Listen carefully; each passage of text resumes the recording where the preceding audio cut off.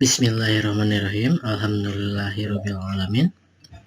Asyhadu an la ilaha illallah wahdahu la syarikalah wa asyhadu anna Muhammadan abduhu wa rasuluh allazi la nabiyya ba'da. Anak-anakku yang saleh dan salehah, alhamdulillah pada hari ini kita masih diberikan kesempatan oleh Allah Subhanahu wa taala untuk sama-sama menimba ilmu di sekolah kita tercinta di Pesantren Persatuan Islam 31 Banjaran. Anak-anakku yang saleh dan salehah, sebagaimana yang sudah kita bahas di minggu kemarin, yaitu di mana pada hari ini kita akan masuk ke bab pertama di pelajaran sejarah nasional di Muallimin Pesantren Persatuan Islam 31 Banjaran.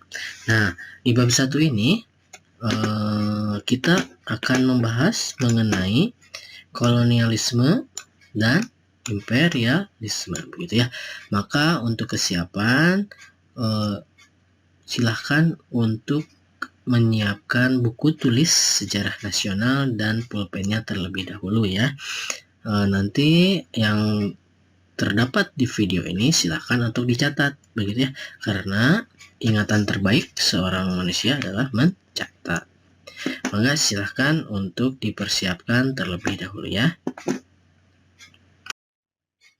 Oke anak-anak, sekarang silahkan untuk dicatat dulu judul bab ini adalah imperialisme dan kolonialisme ya. Nah ini ya, imperialisme dan kolonialisme. Kita akan mempelajari mengenai hal itu terlebih dahulu hari ini, yaitu kolonialisme begitu ya, dan imperialisme. Nah, jika kita bertanya begitu, apa sih yang dimaksud mengenai imperialisme dan kolonialisme, dan mengapa hal itu menjadi penting untuk dibahas di awal pembelajaran kita di semester 2 ini? Yang dimana ketika minggu kemarin kita kita berikan atau kita lihat materi di semester ini, tentunya banyak hal yang akan kita bahas mengenai begitu ya, mengenai penjajahan ataupun kedatangan bangsa-bangsa asing di Indonesia. Jadi sebelum kita beranjak ke sana, kita harus terlebih dahulu mengenal atau mengetahui mengenai apa sih itu kolonialisme dan imperialisme. Nah, anak-anak, kita akan masuk dulu ke kata-kata kolonialisme terlebih dahulu ya. Oke. Kolonialisme, nah seperti ini yang ada di layar, berasal dari bahasa Latin begitu ya, dan Yunani, yaitu kolonus. Nah ini ya, saya tulis. Nah, kolonialisme berasal dari kata kolonus begitu, yang artinya adalah petani. Adalah petani begitu ya. Ini ya, petani. Nah, kenapa petani dalam bahasa Yunani itu ya, kolonus itu dalam bahasa Yunani dinamakan atau menjadi cikal bakal kata-kata kolonialisme. Hal ini diberikan kepada para petani di Yunani yang pindah dari negaranya karena tandus begitu ya. Jadi dia pindah negara ke negara lain yang lebih subur begitu. Akan tetapi para kolonus tetap menjalin hubungan, para kolonus ini tetap menjalin hubungan dengan negara asalnya atau negara Yunani begitu ya. Tetapi oleh negara asalnya atau negara Yunaninya tersebut, daerah tadi yang banyak kolonusnya atau petaninya dianggap bagian dari negara induk. Nah, awal mulanya seperti itu. Dan menurut negara induknya, negara Yunaninya, negara kolonus itu harus tunduk pada negara asal atau motherland. Nah, maka dari sinilah awal munculnya penjajahan nanti ya. Nah, tadi kolonus gitu ya, dari petani. Mungkin sudah jelas ya, yaitu di mana para petani Yunani yang tidak mendapatkan lahan yang subur di negaranya, kemudian dia pergi ke negara orang lain di mana tanahnya lebih subur, akan tetapi oleh warga atau orang-orang Yunani itu atau kolonus itu negaranya dianggap bagian dari negara induk, dan negara itu harus tunduk kepada negara induk atau Yunani, sehingga muncullah koloni-koloni gitu ya. Nah, kolonialisme menurut istilah, tadi menurut bahasa, kalau menurut istilah adalah suatu sistem ketika suatu negara menguasai rakyat dan sumber daya negara lain, seperti tadi ya, yaitu sistem atau negara, dikatakanlah misalkan negara A menguasai rakyat dan sumber daya negara B, maka muncullah istilah kolonialisme ya. Oke. Nah, saya hapus terlebih dahulu. Oke, nggak apa-apa, nggak dihapus juga. Oke, kemudian yang kedua, apa bedanya dengan imperialisme? Kalau imperialisme ini berasal dari kata, di sini ya saya tulis imperare. Imperare, gitu ya. Apa sih itu imperare? Imperare artinya adalah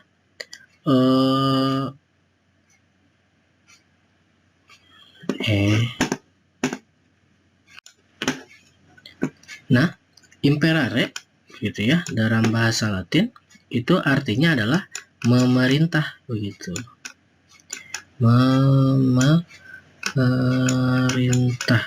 begitu ya.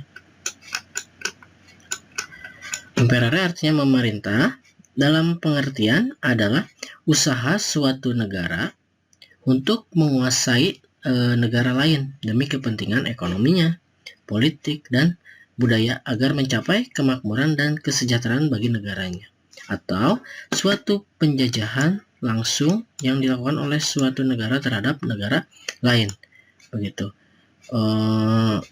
Kemudian orang yang menguasai suatu negara disebut imperator, gitu ya. Saya tulis dulu di sini. Sedangkan wilayah yang dikuasainya disebut imperium.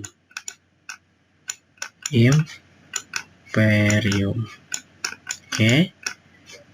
Nah, jadi jelas ya perbedaannya, yaitu kalau kolonialisme itu adalah ada rakyat atau ada petani yang yang berada di negara lain, kemudian negara asalnya mengakui bahwa negara lain itu adalah koloni atau harus tunduk kepada negaranya. Sedangkan imperialisme adalah tadi usaha negara yang memiliki, begitu ya, militer yang kuat dan sebagainya yang kuat untuk menguasai negara lain. Jadi saya kira cukup jelas. Kolonialisme berasal dari kolonus artinya petani, imperialisme dari imperare artinya memerintah, orang yang memerintahnya disebut imperator, dan wilayahnya disebut imperium. Oke. Nah, anak-anakku yang soleh dan soleha, lantas begitu ya, pertanyaannya, apa hubungan antara tadi kolonialisme dan imperialisme dengan bab yang akan kita bahas mengenai kedatangan atau imperialisme ke kolonialisme bangsa Eropa, begitu ya. Ini bangsa Eropa datang kepada bangsa Indonesia pada beberapa tahun atau beberapa ratus tahun yang lalu, begitu ya. Nah, anak-anak, bertahun-tahun lamanya, begitu ya, untuk membangun suatu perekonomian yang besar atau yang mapan, begitu ya, umat manusia melakukan perdagangan. Itu dilakukan dari sejak zaman dahulu kala. Nah, pada zaman itu terdapat salah satu jalur atau jalan perdagangan dunia yang sangat terkenal, yaitu jalur perdagangan sutra kuno, begitu ya, atau Ancient Silk Road, yaitu jalur dagang berasal dari Cina, kemudian dia menyusuri dataran Asia, para pedagang, para kapilah-kapilah dagang itu membawa banyak sekali barang begitu. Ada sutra, kemudian ada rempah-rempah, kemudian dan banyak sekali. Mereka menyusuri Asia, berdagang di sekitar perjalanan darat Asia ke Uzbekistan, Turkmenistan, Afghanistan, dan semuanya Pakistan, India, bahkan dan lain-lain, hingga ke Iran, ke Irak, Syria, Lebanon, Turki, dan akhirnya sampailah dia di sini ya, titik ini. Kalau di sini tulisannya Istanbul. Zaman dulu ini disebut Konstantinopel. Ini adalah jalur jalur masuknya perdagangan di Asia ke Eropa. Setelah di Eropa kemana ya? Dia masuk ke Greece atau Yunani dan ke Italia. Nah, pada zaman dahulu itu daerah Italia ini dikuasai oleh Romawi. Tentu pernah mendengar kan kalian istilah Romawi atau kerajaan atau Imperium Romawi, yaitu salah satu kerajaan besar di dunia pada waktu itu. Terbagi kepada dua, ada Romawi Barat dan Romawi Timur begitu ya. Nah, Romawi Barat itu ibu kotanya Roma di sini ya, dan Romawi Timur itu ibu kotanya adalah Konstantinopel atau Istanbul sekarang di sini. Nah, pada zaman itu perdagangan sangat menopang perekonomian suatu negara begitu ya. Orang Barat atau orang Eropa tentu membutuhkan berbagai macam barang yang berasal dari Asia. Salah satunya adalah rempah-rempah. Begitu. Untuk apa rempah-rempah? Pertama, lada dan lain-lain bisa mengawetkan makanan. Kemudian ada kain dan sebagainya. Sehingga perekonomian meningkat, kesejahteraan pun meningkat berkat perdagangan ini. Maka sangat penting sekali jalur sutra ini pada zaman itu. Oke, kemudian Istanbul, kita lihat di sini ya. Istanbul di sini berada di antara dua benua, anak-anak, yaitu benua Asia di sini dan benua Eropa. Maka sangat strategis sekali posisi Konstantinopel atau Istanbul ini. Barang siapa yang menguasai Istanbul atau Konstantinopel ini, tentu saja dia berpotensi untuk mengatur laju barang yang masuk dan keluarnya perdagangan dari Eropa dan ke Asia. Sangat strategis sekali begitu. Tentu hal ini disadari pada waktu itu oleh Muslim gitu ya, untuk menyebarkan agama Islam, kemudian untuk menyebarkan pengaruh Islam ke dunia dan sebagainya. Kemudian jika ini kan satu-satunya jalur ya pada waktu jalur sutra untuk ke Eropa, jadi sangat penting. Nah, setelah ini kalian tahu begitu ya, bertahun-tahun lamanya begitu Laut Tengah dan Timur Tengah ini menjadi daerah Istanbul dan sekitarnya ini menjadi pusat perdagangan internasional antara pedagang dari Barat Eropa dan pedagang dari Timur di Asia begitu ya. Nah, banyak begitu seperti emas, perak dan lain-lain. Para pedagang dari Barat, tentunya orang Eropa sangat mudah mendapatkan barang-barang yang diinginkan. Dia hanya ke Konstantinopel, nanti barang-barang sudah ada. Ibaratnya seperti itu kurang lebih.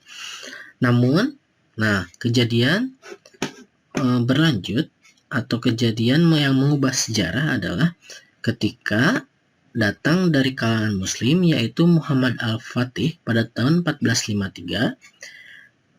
Dia adalah seorang yang bisa menaklukkan Istanbul atau Konstantinopel ini ke tangan Islam.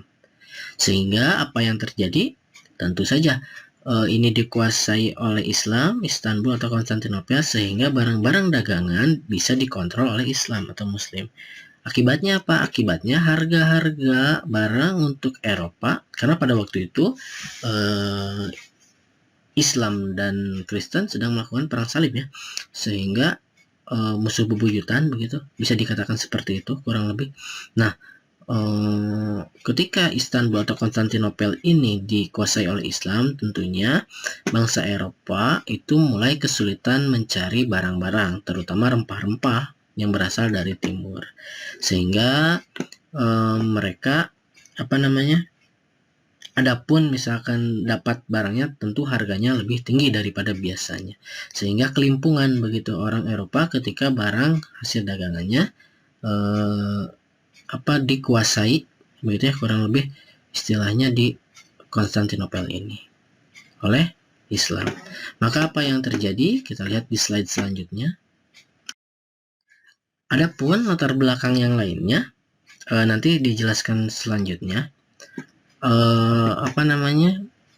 Adapun perdagangan atau komoditas atau barang di jalur sutra itu antara lain ada porselen, begitu ya. Cina menyumbang porselen yang diperjualkan di sepanjang jalur sutra. Kemudian ada sutra juga, kain menjadi komoditas utama jalur sutra. Ada juga rempah-rempah yang bisa didapatkan di timur atau di Indonesia. Kemudian ada gading, kerang, bulu hewan menjadi kesukaan orang Eropa. Kemudian ada bubuk mesiu juga. Kemudian ada giok, termasuk perdagangan budak. Kemudian ada anggur. Kalau ini dari Eropa ke Cina ya, dari barat ke Asia. Giok, perdagangan budak, anggur Romawi, gelas, dan kain. Begitu ya. Nah, yang terjadi adalah ini ya, Konstantinopel dan Roma. Nah, yang terjadi adalah bangsa Eropa akhirnya nanti salah satu faktornya yaitu Konstantinopel dikuasai oleh Islam. Bangsa Eropa akhirnya berusaha menemukan daerah-daerah penghasil rempah-rempah di timur, begitu. Maka mulailah periode petualangan, periode penjelajahan dan penemuan dunia baru oleh bangsa Eropa. Hal ini didukung juga oleh para ilmuwan dan pemerintahan di Eropa. Nah, seperti itu ya. Salah satu latar belakang Eropa datang ke Indonesia. Nah, anak-anak, kurang lebih seperti ini gambaran Romawi pada waktu itu. Nah, ini adalah gambaran atau ilustrasi terjadinya penyerangan Konstantinopel oleh Sultan Muhammad Al-Fatih tahun 1453 ya.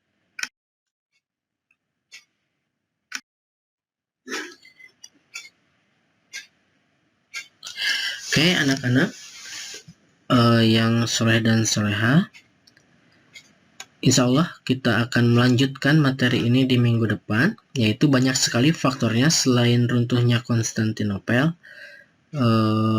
Ada pun nanti